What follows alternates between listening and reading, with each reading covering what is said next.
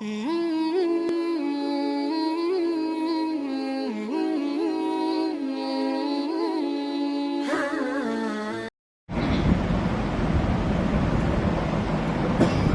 قسم کی حمد و ثنا کے لائق اللہ احکم الحاکمین کی پاکیزہ مقدس مطہر معلی ذات ہے۔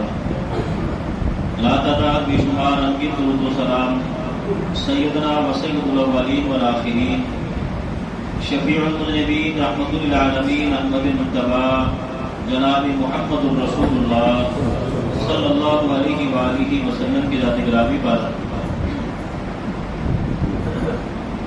واجب الاحترام سامعین کرام، اللہ رب العزت والجلال نے قرآن مجید میں ارشاد فرمایا اور خبر دی، ان الذین اجرموا کانوا من الذین آمنوا یضحکون، بے شک وہ لوگ جو جرائم پیشہ ہیں، اللہ کی نافرمانی کرنے والے ہیں اور جرائم کی زندگی گزارنے والے ہیں،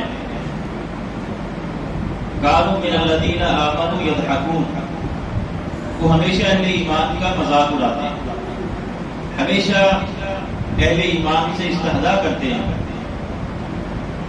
وَإِذَا انقَلَبُوا إِلَىٰ أَهْلِهِمُ انقَلَبُوا فَكِهِينَ، اور جب بھی وہ اپنے ٹھکانوں پر گھروں میں واپس آتے ہیں تو بڑے خوش ہوتے ہیں کہ ہم نے اہل ایمان کا مذاق اڑایا، اہل ایمان سے استہزاء کیا۔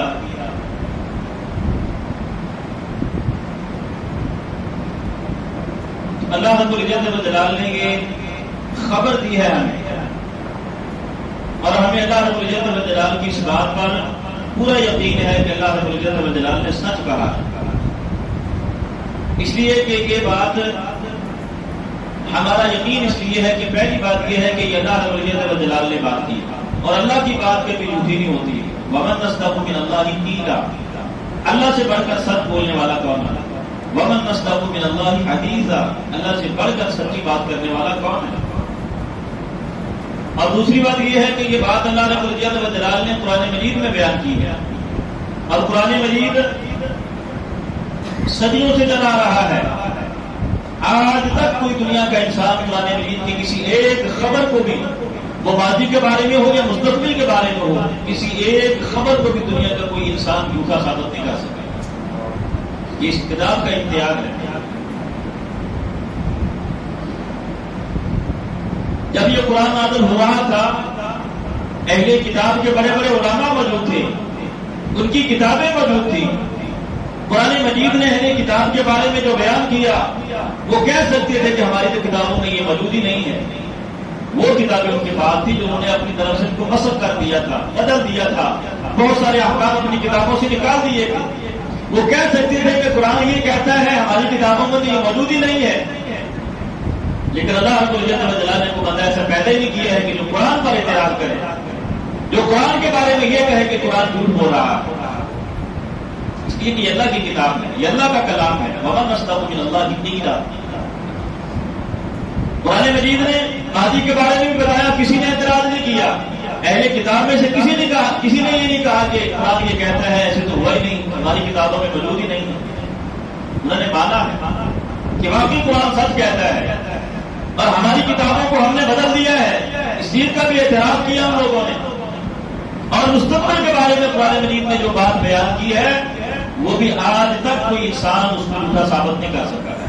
قرآن مجید نے کہا اخلاف فی غلبت الروم، رومیوں کو شکست ہوگی، ایرانیوں فتح پا گئے رومیوں کا۔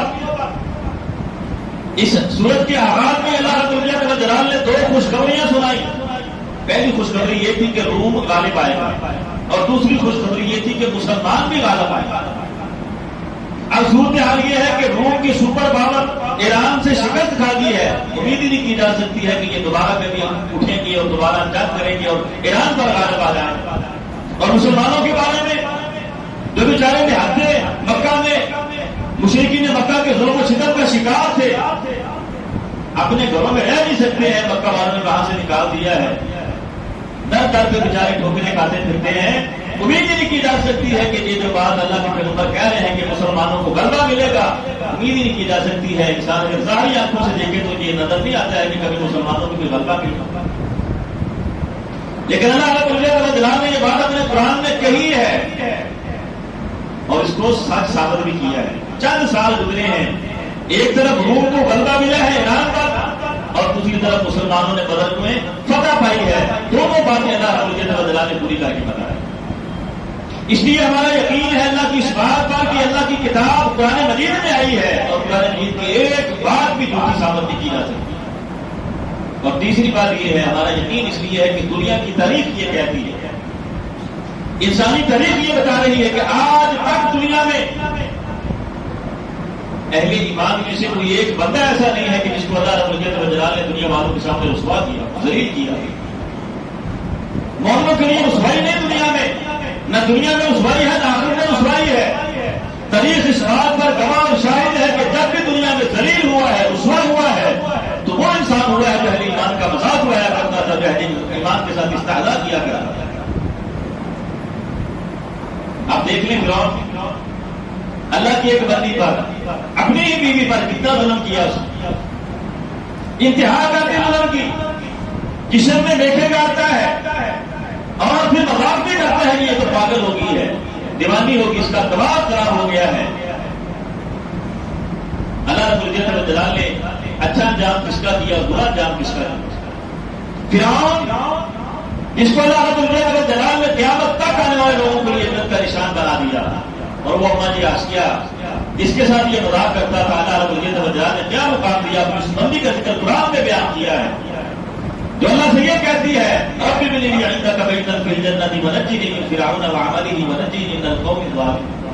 اے اللہ مجھے فرعون کی اس ظلم سے نجات دے دے اور اس ظالم قوم سے بھی نجات دے دے. یا اللہ مجھے گھر اپنے پاس جنتوں میں بنا دے.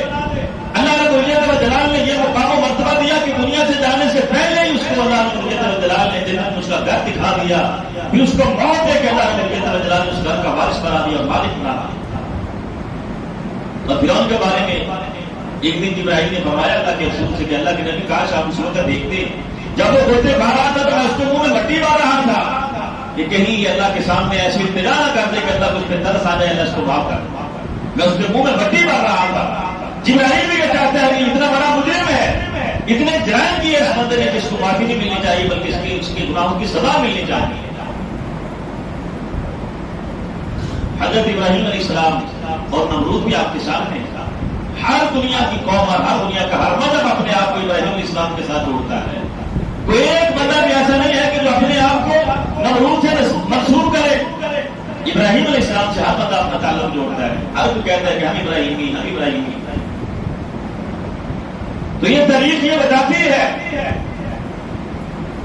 کہ اللہ رب العزت و جلال نے دنیا میں بھی بہترین مقام و مرتبہ کر دیا ہے جو اہل ایمان کو دیا، اور آخرت میں بھی اللہ رب العزت و جلال نے ان کے لیے بہترین انجام رکھا. آج ایک بات اپنے 15-20 سال کے بیٹے کو پوچھتا ہے، ڈانٹتا ہے، اس سے ناراض ہوتا ہے کہ تو اپنا مستقبل خراب کر رہا ہے، کھیل کود میں کر رہا ہے، تجھے اپنے مستقبل کے بارے میں فکر نہیں ہے. باپ کی تمنا یہ ہے کہ باپ 60 سال کی عمر کا اس کا تجربہ یہ بولتا ہے کہ بیٹا 10 سال محنت کر لے تیرا مستقبل اچھا بن جائے گا. 10 سال محنت کر لے گا تو مستقبل اچھا بن جائے گا. باپ بیٹے سے ناراض ہوتا ہے، کوستا ہے بیٹے کو، ڈانٹتا ہے کہ تو کھیل کود میں بڑا ہے، وقت ضائع کر رہا ہے، تیرا مستقبل کیا بنے گا تیرا؟ اب محنت کر لے گا تو تیرا مستقبل اچھا بن جائے گا. لیکن نہ اس باپ کو پتا ہے نہ بیٹے کو پتا ہے کہ مستقبل یہ نہیں ہے. اصل مستقبل تو وہ ہے جو موت کے بعد شروع ہونے والا. اس کے بارے میں کون سوچتا ہے؟ اس کے بارے میں کون خیال کرتا ہے؟ کبھی کسی نے اپنی اولاد کو ڈانٹا ہے کہ اپنے اس کے مستقبل کے بارے میں سوچو؟ دنیا کا مستقبل تو سب کے سامنے ہے، لیکن اس مستقبل کے بارے میں کبھی کسی نے سوچا ہے کہ ایسا مستقبل ہے جو کبھی ختم نہیں ہونے والا ہے، ایسا مستقبل ہے جو ہمیشہ رہنے والا ہے.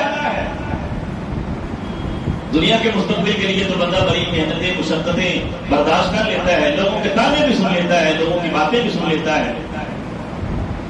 لیکن آخرت کے مستقبل کے لیے، دین کے لیے ہم کیا برداشت کرتے ہیں؟ تھوڑا سا مذاق برداشت کرنے کے لیے تیار نہیں ہم. تھوڑی سی تکلیف اور مصیبت آ جائے تو ہم سے برداشت نہیں ہوتی ہے. اپنی شکل و صورت اللہ کے پیغمبر کے مطابق بنانے کے لیے تیار نہیں ہم. کوئی ہمیں مذاق کرتے تو ہمارا لباس بدل جاتا ہے، ہماری شکل بدل جاتی ہے کہ لوگ ہمیں مذاق کرتے ہیں، لوگ ہمیں مولوی کہتے ہیں، مسیحر کہتے ہیں، ہماری شکل و صورت ہی بدل جاتی ہے. ہم اللہ کے دین کے لیے اور آخرت کے مستقبل کے لیے اتنا بھی برداشت کرنے کے لیے تیار نہیں. یہ تو اللہ رب العزت نے اسی وقت خبر دے دی تھی کہ ان الذین اجرموا كانوا من الذین آمنوا يضحكون. ایسے ہوگا تم ایمان پر چلو گے، صحیح عقیدے پر چلو گے، صحیح منہج پہ چلو گے تو لوگ تمہیں تانے بھی دیں گے، لوگ تمہیں دقیانوس بھی کہیں گے، لوگ تمہیں پتھر کے زمانے کا بھی کہیں گے، لوگ تیری سوال کا بھی مذاق اڑائیں گے، لوگ تیری داڑھی کا بھی مذاق اڑائیں گے، لوگ تیری دینداری کا بھی مذاق اڑائیں گے. ایسا تو ہوگا، اس لیے شروع سے ہوتا آ رہا ہے ان الذین اجرموا كانوا من الذین آمنوا يضحكون. فإذا مروا بهم يتغامزون. جب یہ کفار اور اللہ کے دین کا مذاق کرنے والے، اللہ کے دین سے استہزاء کرنے والے جب کہ اہل ایمان کے قریب سے گزرتے ہیں تو آنکھوں میں اشارے کر کے ان کا مذاق اڑاتا ہے. یہ ان کا کام ہے. لیکن اللہ رب الجلال نے بتا دیا تھا کیسا ہوگا. لوگ دنیا کی جھوٹی شہرت اور جھوٹے عہدوں کے پیچھے پڑے ہوئے، کوئی دنیا کی شہرت چھوڑنے کے لیے تیار نہیں، دنیا کا جھوٹا عہدہ چھوڑنے کے لیے کوئی تیار نہیں. آپ دیکھتے نہیں ہیں ہر روز یہ موبائلوں پر کیسے پوسٹیں لگی ہوتی ہیں، کوئی عمران خان کے خلاف لگا رہا ہے، کوئی نواز شریف کے خلاف لگا رہا ہے. کتنی باتیں لوگ کرتے ہیں. چاہیے تو یہ تم کو یہ سوچنا چاہیے کہ یہ لوگ ہمارے خلاف اتنی باتیں کرتے ہیں، ہم چھوڑ دیتے ہیں، یہ دوسری چھوڑ دیتے ہیں کیوں، لیکن کوئی اپنی یہ جھوٹی شہرت چھوڑنے کے لیے تیار نہیں. پر ہمیں ایسے بات نصیب ہے کہ لوگوں کی باتیں سن کے تھوڑی سی مشکل اور مصیبت آ جائے، لوگ مذاق اڑائیں تو ہم دین چھوڑنے کے لیے تیار ہو جائے. وہ دنیا کی شہرت چھوڑنے کے لیے تیار نہیں ہے، دین چھوڑنے کے لیے تیار ہو جاتا ہے. ایسی بات نصیبی کی بات. تو اللہ رب الجلال نے تو پہلے دن سے بتا دیا تھا کہ ایسے ہوگا، ایسے ہوگا. یہ اللہ رب الجلال نے بتا دیا اور ساتھ یہ بھی بتا دیا فَالْيَوْمَ الَّذِينَ آمَنُوا الْكُفَّارُ يَضْحَكُونَ. یہ تو دنیا میں ہے، ایک دن آنے والا ہے قیامت والا دن، آخرت کا دن. فرمایا تب کیا ہوگا جب ان ظالموں کو، ان مجرموں کو، جرائم پیشہ لوگوں کو جہنم میں ڈالا جائے گا تو اہل ایمان ان کو دیکھ کر ان پر ہنسیں گے، مسکرائیں گے. کل تم ہمارا مذاق کرتے تھے، ہمارا استہزاء اڑاتے تھے، یہ دیکھو تمہارا انجام کیا ہوا ہے. ہر صبح الکفار ما كانوا يفعلون. اللہ کہتا ہے کہ ہم نے مجرموں کو ان کی سزا دے نہیں دی ہے، کہ ہم نے ان کو ان کے اصل انتقام تک، ان کے انجام تک پہنچا نہیں دیا ہے. یہ تو پہلے دن سے اللہ رب الجلال نے بتا دیا تھا کہ دین پہ چلو گے تو مسائل تو آئیں گے، پریشانیاں تو آئیں گی، لوگ مذاق تو اڑائیں گے. ان الذين قالوا ربنا الله ثم استقاموا تتنزل عليهم الملائكة الا تخافوا ولا تحزنوا وابشروا بالجنة التي كنتم توعدون. اللہ رب الجلال نے پہلے بتا دیا تھا کہ جب اللہ کا نام لے لو تو تم اسے ڈر جاؤ. اب تمہیں یہاں سے ہٹانے کے لیے بڑی بڑی طاقتیں ہوں گی، بڑے بڑے زور لگائے جائیں گے کہ ان کو اللہ کے دین سے دور کر دیا جائے. فرمایا اللہ کے دین کو نہیں چھوڑنا، اس پر قائم ہو جاؤ، مضبوط ہو جاؤ. کیا ملے گا؟ کسی کا ڈر نہیں، کسی کا خوف نہیں تمہارے دل میں ہونا چاہیے. وابشروا بالجنة التي كنتم توعدون. اللہ رب العزت تمہیں جنتوں کی بشارت دیتا ہے، اسے جنتوں کے وعدے کرتا ہے. نزلا من غفور رحیم. بڑی آسانی سے ہم دین چھوڑ دیتے ہیں، نماز چھوڑ دیتے ہیں، اپنی شکل و صورت بدل لیتے ہیں کہ لوگ مذاق کرتے ہیں، کیا کہیں گے لوگ. اور یہ تو سوچو کہ اگر یہ دنیا میں لوگوں کی مذاق سہ لیے، لوگوں کے استہزاء کو برداشت کر لیا، یہ تکلیفوں اور مصیبتوں کو سہ لیا، اس کے مقابلے میں، اس کے بدلے میں ملے گا کیا؟ نزلا من غفور رحیم. اللہ رب الجلال تمہاری میزبانی کے لیے کھڑا ہے. دنیا میں کمزور سے کمزور انسان کے گھر میں مہمان آ جائے تو پورا زور لگاتا ہے کہ مہمان کی چیز اچھی مہمان نوازی کرنی ہے. تو وہ تو کائنات کا خالق اور مالک ہے، پروردگار ہے. اہل ایمان کی کیسی قدر کرے گا، کیسی میزبانی کرے گا اہل ایمان کی. یہ تھوڑا برداشت کر کے دیکھ پھر جب اللہ کے دربار میں جائے گا تو اللہ ایک ایک مشکل اور مصیبت کے بدلے میں، ایک ایک استہزاء اور مذاق کے بدلے میں اللہ تجھے ایسا کچھ عطا کرے گا کہ جس کے بارے میں انسان تصور بھی نہیں کر سکتا. تو جب جناب محمد رسول اللہ صلی اللہ علیہ وسلم نے دین کی دعوت کا آغاز کیا، بڑے روڑے اٹکائے گئے، آپ کو بڑا روکا گیا، منع کیا گیا کہ بعد آ جائے. آخر میں جب اللہ رب الجلال نے یہ کہہ کے تو دو الفاظ میں فرما دیا لکم دینکم ولی دین. تمہارا دین تمہارے پاس ہے، میرا دین میرے پاس ہے. میں تمہارے دین میں آنے والا نہیں ہوں، میں کبھی تمہارے ساتھ مل کر اللہ کے ساتھ شرک کرنے والا نہیں ہوں. میں اپنے دین کی دعوت دوں گا، میں لوگوں کو اپنے دین کا پیغام پہنچاؤں گا. جو اللہ رب الجلال نے میری ذمہ داری لگا دی، اس ذمہ داری کو پورا کروں گا. تم اگر آسمانوں سے چاند اور سورج ملا کے میرے ہاتھوں میں رکھ دو گے تو میں پھر بھی اللہ رب الجلال کے دیے ہوئے پیغام کو لوگوں تک پہنچانے سے بات نہیں ہوا. اب ان لوگوں نے کہا، مشورہ کیا کہ اب مذاق اڑایا جاتا ہے، کوئی حربہ ہمارا کام نہیں آیا، بڑی تدبیریں کی ہم نے، بڑے مطلب فریم کی ہم نے، کوئی کام نہیں آیا. اب جناب محمد رسول اللہ کا مذاق اڑایا تھا. آپ جہاں جاتے ہیں آپ سے لوگ مذاق اڑاتے ہیں، آپ استہزاء کرتے ہیں آپ سے. بڑا آدمی بات کر رہا ہو، سامنے کھڑے ہو کے دو چار انسان اور بچے اس کا مذاق اڑاتے ہیں، بچارا چپ ہو جاتا ہے کہ لوگ میری بات ہی نہیں سنتے. تو جب مذاق اڑائیں گے تو خود کا خود چپ ہو جائے گا، اس کی دعوت بند ہو جائے گی. لیکن قربان جائے جناب محمد رسول اللہ صلی اللہ علیہ وسلم کی سیرت طیبہ پر لوگوں نے مذاق بھی اڑایا، استہزاء بھی کیا، مشکلات اور مسائل سے تو چار بھی کیا، لیکن اللہ کے رسول کے پاؤں میں کوئی لفظ پیدا نہیں ہوئی. آپ برابر لوگوں کو دین کی دعوت دیے جا رہے ہیں، ہر جگہ پہ جا کے لوگوں کو دین کی دعوت دے رہے ہیں. اس لیے کہتا جلال نے آپ سے کہہ دیا تھا فسٹا بھی ماتم پر وعاد عالمی مشرقی، آپ کے ذمہ جو کام ہے آپ کرتے رہے، ان کو چھوڑ دیں. یہ کیا کہتے ہیں؟ ان فینا کا مستحدین، یہ مذاق کرنے والے، استہزاء کرنے والے، ٹھٹھا کرنے والے، ان سے ہم خود نپٹ لیں گے.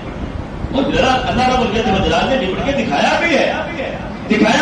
ہر ایک کا جواب اللہ رب العزت والجلال نے دیا ہے. جناب محمد رسول اللہ نے کسی کا جواب نہیں دیا. آپ تو اپنی دعوت میں لگے ہوئے ہیں، دین کا کام کر رہے ہیں. جو بھی اللہ کے رسول کو کچھ کہتا ہے اس کا جواب اللہ رب العزت والجلال آسمانوں سے دیتا ہے. ابو لہب نے کہا تھا نعوذ باللہ تیرے ہاتھ ٹوٹ جائے، اس لیے تو نے ہمیں یہاں بلایا. اللہ رب العزت والجلال نے آسمانوں سے جواب نازل کیا، تبت یدا ابی لہب وتب ما اغنی عنہ مالہ وما کسب سیصلی نارا ذات لہب وامرأته حمالۃ الحطب فی جیدہا حبل من مسد. ابو لہب بھی جناب محمد رسول اللہ کے پیچھے مذاق اڑاتا تھا، اس کی بیوی بھی یہی کام کرتی تھی. دونوں کے بارے میں اللہ رب العزت والجلال نے آسمانوں سے قرآن نازل کرنا، اللہ کے رسول نے کوئی جواب نہیں دیا. اللہ رب العزت والجلال نے آسمانوں سے قرآن نازل کر کے جواب دیا. ابو لہب تیرے ہاتھ ٹوٹ جائیں، تیری بیوی کا ستیہ ناش ہو جائے جو میرے پیغمبر کو برا بلا کہتی ہے، جو میرے پیغمبر کے راستے میں کانٹے بچھاتی ہے. یہ خاندان جا کو کانٹے لا کے اللہ کے رسول کے راستے میں بچھا دیتی تھی. جب رات کو اٹھیں گے نماز کے لیے جائیں گے بیت اللہ میں تو یہ کانٹے ان کو نقصان پہنچائیں اور میں اس کا بھی ستیہ ناش ہو، میرا بھی ستیہ ناش ہو. اللہ رب العزت والجلال نے آسمانوں سے قرآن نازل کیا. جب ابو لہب کی بیوی میں جمیل کو یہ خبر پہنچی کہ یہ قرآن نازل ہوا میرے بارے میں، تو وہ ہاتھ میں پتھر لے کے بیت اللہ میں آتی ہے جناب محمد رسول اللہ صلی اللہ علیہ وسلم کو مارنے کے. ابو بکر صدیق کہتے ہیں میں اللہ کے رسول کے ساتھ ہی بیٹھا ہوا. میں نے کہا اللہ کے رسول یہ ام جمیل آ رہی، ابو لہب کی بیوی آ رہی، آپ کی چچی. اور میں ابو بکر پریشان تھا، میرے رب نے مجھ سے وعدہ کیا ہے فسٹا میں باتوں پر وعد علی المشرکین انک فینا کا المستحدین. میرے رب نے وعدہ کیا ہے کہ وہ میری ہر طرح سے امتحانوں سے بچت فرمائے گا اور میری پوری حفاظت فرمائے گا، مجھے ڈرنے کی کوئی بات نہیں. ابو بکر صدیق کہتے ہیں ہمارے پاس آئی، اللہ نے ایسا درمیان میں پردہ کر دیا کہ اس کو جناب محمد رسول اللہ نظر کیا ہے. وہ اسے پوچھتی ہے، کہتی کہاں گیا وہ تیرا نبی، کہاں گیا تیرا نبی. میں نے بعد میں اللہ کے رسول سے پوچھا کہ اللہ کے رسول یہ آپ تو میرے پاس ہی بیٹھے تھے، اس کو نظر نہیں آ رہے تھے. فرمایا نہیں، اللہ رب العزت والجلال نے ایسا پردہ کر دیا تھا کہ اس کو نظر ہی نہیں آ رہا. اللہ نے یہ وعدہ دے دیا تھا جناب محمد رسول اللہ صلی اللہ علیہ وسلم کو. تو یہ جو لوگ آپ کو اللہ رب العزت والجلال نے بیٹے دیے، اولاد دی، بیٹیاں دی، وہ زندہ رہی. بیٹے دنیا میں اللہ رب العزت والجلال نے بچپن میں واپس لے. جب آپ کا دوسرا بیٹا فوت ہوا لوگوں نے تانے دیے کہ اس کی اب نسل ختم ہو جائے. نسل بیٹے سے چلتی ہے، بیٹا بچا کوئی نہیں ہے، نسل ختم ہو جائے گی. جب تک یہ زندہ ہے، اس کی دعوت ہے، دین ہے، جب یہ چلا جائے گا تو اس کی دعوت اور دین ختم ہو جائے گا. اللہ رب العزت والجلال نے پھر آسمانوں سے قرآن نازل کیا، انا اعطیناک الکوثر فصلی لربک وانحر ان شانئک هو الابتر. اے نبی ہم تجھے کوثر دینے والے. ہم تو اس کا ایک ہی معنی جانتے ہیں کہ کوثر کا معنی حوض کوثر ہے. مفسرین نے اس کے 40 معنی بیان کیے ہیں کہ ہم آپ کو کوثر دینے والے ہیں. اس میں سے ایک معنی یہ بھی ہے کہ ہم آپ کو ایسی فرما بردار امت دیں گے قیامت تک آپ کی امت چلتی رہے گی. ہم آپ کو فرما بردار امت دینے والے ہیں. تو آسمانوں سے اللہ رب العزت والجلال نے جواب دیا. عتبہ بن ربیعہ یہ اللہ کے رسول کے بارے میں بڑی باتیں کرتا تھا. اس کے بارے میں اللہ رب العزت والجلال نے آسمانوں سے قرآن نازل کیا، ویل لکل ہمزۃ لمزہ الذی جمع مالا وعددا. یہ عتبہ بن ربیعہ کے بارے میں اللہ رب العزت والجلال نے نازل کیا. اور ایک اخرس بن قیس تھا، اس نے بھی اللہ کے رسول کے بارے میں بڑی باتیں کی جناب محمد رسول اللہ صلی اللہ علیہ وسلم کے بارے میں. اللہ رب العزت والجلال نے آسمانوں سے پھر قرآن نازل کیا. ولا تطع كل حلاف مهين هماز مشاء بنميم مناع للخير معتد عتيم عتل بعد ذلك زنيم. یہاں تک اللہ رب العزت والجلال نے الفاظ اس کے بارے میں قرآن میں بولے ہیں کہ یہ تو وہ ہے جس کی کوئی نسل ہی نہیں ہے، جس کو ہم اپنی زبان میں حرام زادہ کہتے ہیں. یہ اللہ نے اس کے بارے میں کہا. جس نے بھی جناب محمد رسول اللہ کے بارے میں کچھ کہا ہے اس کا جواب اللہ رب العزت والجلال نے آسمانوں سے قرآن بنا کے نازل کیا. اس کا جواب اللہ رب العزت والجلال نے دیا ہے. اس لیے فرمایا یہ تو ہوگا کہ دنیا کا نظام ہے، پہلے نبیوں کے ساتھ بھی ایسے ہوتا رہا ہے، آپ کے ساتھ بھی یہ ہوگا اور آپ کے ماننے والوں کے ساتھ بھی یہ ہوگا، لیکن پریشان نہیں ہونا آپ نے، غم نہیں کھانا آپ نے۔ یہ مذاق کس کا اڑاتے ہیں؟ اللہ رب العزت و جلالہ فرمایا جب آپ ان سے پوچھیں والا اشارتا ہوں، آپ ان سے سوال تو کریں گے یہ کس کا مذاق اڑاتے ہیں، کیا کرتے ہیں؟ تو یہ کہتے ہیں کنہ نخوض و نلعب، ہم تو ایسے بس دل لگی کرتے ہیں، دل جمی کرتے ہیں، ہم نے ان سے کیا لینا دینا؟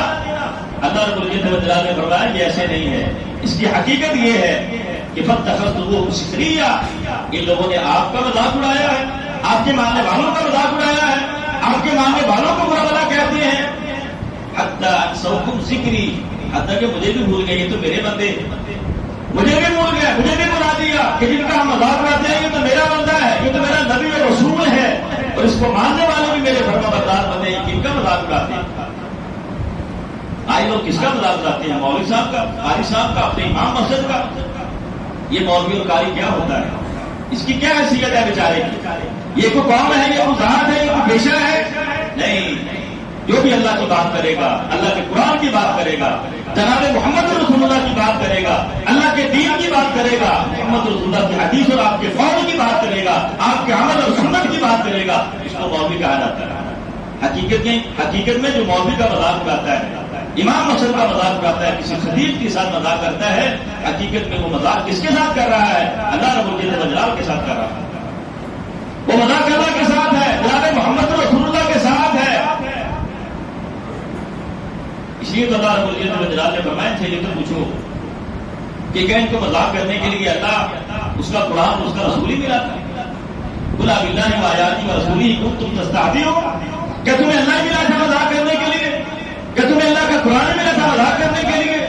کیا تمہیں اللہ کا رسول ملا تھا مذاق کرنے کے لیے؟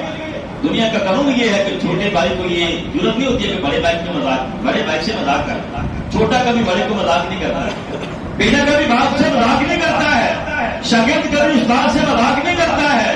تمہیں کیا ہو گیا کہ تمہیں مذاق کے لیے بس اللہ اس کا رسول قرآن ملا ہے کہ تم اس سے مذاق کرتے؟ قل باللہ و آیاتہ و رسولہ کنتم تستہزئون، فرمایا کن سے مذاق کرتے ہو، کن کا مذاق اڑاتے ہو، کن کو برا بھلا کہتے ہو؟ جو مسجدوں میں تمہارے امام ہیں، جو اللہ کی دعوت دیتے ہیں، جو اللہ کا پیغام سناتے ہیں، حقیقت میں یہ مذاق جناب محمد رسول اللہ صلی اللہ علیہ وسلم کی ذات کے ساتھ، یہ مذاق اللہ رب العزت و جلالہ کی کتاب کے ساتھ ہے، اللہ رب العزت و جلالہ کی ذات کے ساتھ یہ مذاق ہے۔ اس لیے کبھی کسی کا مذاق نہ کہا کرو، کبھی کسی کو برا بھلا نہ کہا کرو۔ جب بھی اللہ کے رسول کی بات آ جائے، جناب محمد رسول اللہ کا فرمان آ جائے تو فوراً سر جھکا لیا کرو۔ میں نے پہلے بھی اختیار کیا تھا، ماننا نہ ماننا بات کی بات ہے، آپ کا دل نہیں مانتا نہ مانے، لیکن اللہ کے رسول کے فرمان کو یہ کہہ دینا کہ میں نہیں مانتا، انکار کر دینا۔ اللہ کے بندوں کبھی کسی حدیث اور قرآن کی آیت کا انکار نہ کیا کرو۔ آپ کا دل نہیں مانتا، آپ تحقیق کریں، آپ تحقیق کریں۔ آپ کی تحقیق یہ کہتی ہے کہ میں نے ہاتھ ناف پر باندھ لیا، ناف پہ ہاتھ باندھ کے نماز پڑھ لیا۔ آپ کی تحقیق یہ کہتی ہے کہ میں نے ہاتھ سینے پہ باندھ لیا، سینے پہ ہاتھ رکھ کے نماز پڑھ لیا۔ آپ کی تحقیق یہ کہتی ہے کہ میں نے رفیجن کرنی ہے تو کر لیں، آپ کی تحقیق یہ کہتی ہے کہ نہیں کرنی تو نہ کرے آپ۔ لیکن اللہ کے رسول کی کسی حدیث کا مذاق اڑانا بھی، یہ بخشیاں اڑاتے ہیں، یہ کرتے ہیں، وہ کرتے ہیں، کبھی ایسا نہ کریں۔ اللہ کے رسول کی حدیث کا مذاق نہ اڑانا۔ اللہ رب العزت و جلالہ نے فرمایا کہ لا ترفعوا اصواتکم، اہل ایمان تم سے خطاب ہے کہ اپنی آوازوں کو محمد رسول اللہ کی آواز سے اونچا نہیں کرنا تمہیں، اونچا نہیں کرنا تمہیں۔ کیا مطلب ہے؟ آپ تو اللہ کے رسول ہیں، مطلب یہ ہے کہ اللہ کے رسول کی حدیث آ جائے، آپ کا عمل آ جائے، آپ کا قول آ جائے، آپ کی بات آ جائے، اب تمہیں اپنی مرضی نہیں کرنی ہے۔ اگر اپنی مرضی کرے گا، تم نے اپنی آواز کو محمد رسول اللہ کی آواز سے اونچا کر دیا۔ کہ تیری بات زیادہ بڑی ہے محمد رسول اللہ کی بات سے؟ تیری عقل، تیرا فہم، تیری سوچ، تیری سمجھ کیا محمد رسول اللہ سے زیادہ بڑی ہے؟ نہیں، تمہیں جناب محمد رسول اللہ کی بات آ جائے تو فوراً ماننے کے لیے تیار ہو جائے۔ میں نے بتایا تھا محدثین کا تو انداز ہی یہ تھا، محدثین کا تو انداز ہی یہ تھا کہ جناب محمد رسول اللہ صلی اللہ علیہ وسلم کی حدیث کی تعلیم دینے کے لیے بھی آتے تھے، غسل کر کے، اچھا لباس پہن کے، خوشبو لگا کے، کندھی کر کے پھر آ کے بیٹھتے تھے۔ اس لیے اللہ کے رسول کی حدیثوں کے لوگوں کو تعلیم دینا ہے، طلبا کو جناب محمد رسول اللہ کی حدیث کی کتاب پڑھانی، لوگوں کو بتانا ہے کہ جناب محمد رسول اللہ کا فرمان کیا ہے۔ حضرت امام مالک رحمہ اللہ ان کے بارے میں آتا ہے کہ وہ غسل کرتے، اچھا لباس پہنتے، خوشبو لگاتے، سر میں اور داڑھی میں کنگھی کر کے پھر آ کے مسجد پر بیٹھتے اور اپنے طالب علموں کو اللہ کے رسول کی حدیثیں سنایا کرتے۔ ایک طالب علم نے ایسے ہی پوچھ لیا کہ باقی بھی محدث تو ہیں، باقی بھی اساتذہ تو ہیں، لیکن اتنا اہتمام آپ کرتے ہیں کوئی نہیں کرتا۔ باقی ایسے ہی آپ کے بیٹھ جاتے ہیں، حدیثیں پڑھانا اور سنانا شروع کر دیتے ہیں، آپ بڑا اہتمام کرتے ہیں، خوشبو لگاتے ہیں، غسل کرتے ہیں، اچھا لباس پہنتے ہیں، سر میں اور داڑھی میں کنگھی کرتے ہیں، پھر آ کے اللہ کے رسول کی حدیثیں میں آ کے بیان کرتے ہیں، آپ بڑا اہتمام کرتے ہیں۔ کیا کبھی اس اہتمام نے آپ کو فائدہ بھی دیا ہے؟ اتنا اہتمام کرتے ہیں کہ اللہ کے رسول کی حدیث کا ادب اور احترام کرتے ہیں کہ اس نے کبھی فائدہ بھی دیا ہے؟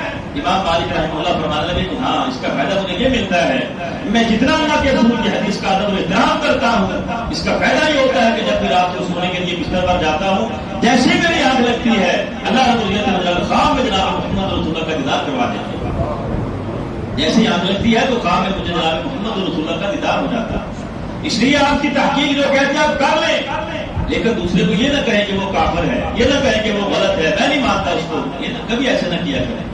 آپ تحقیق کریں، دل مانتا ہے تو کر لیں، نہیں مانتا تو نہ مانے نہ کریں۔ آپ جو آپ کی تحقیق کہتی ہے آپ وہ کر لیں، اسی پر انشاءاللہ اللہ آپ کو نجات دے دے گا۔ لیکن تحقیق کریں، تحقیق کریں، تحقیق۔ اللہ رب العزت نے فرمایا کس کا مذاق اڑاتے ہیں؟ محمد رسول اللہ کا مذاق اڑاتے ہیں، میرے نبی کے ماننے والوں کا مذاق اڑاتے ہیں۔ ہر مذاق کا جواب اللہ رب العزت نے دیا اور یہ خبر دے دی کہ ان الذین ظلموا من الذین آمنوا یضحکون۔ یہ تو ہوتا آیا ہے اور ہوتا رہے گا، ہوتا آیا ہے، ہوتا رہے گا۔ اہل ایمان کا مذاق ایسے اڑاتے ہیں لوگ، اڑاتے رہیں گے۔ لیکن ہم تو جن لوگوں سے خطاب کر رہے ہیں تو ساری اہل ایمان ہیں۔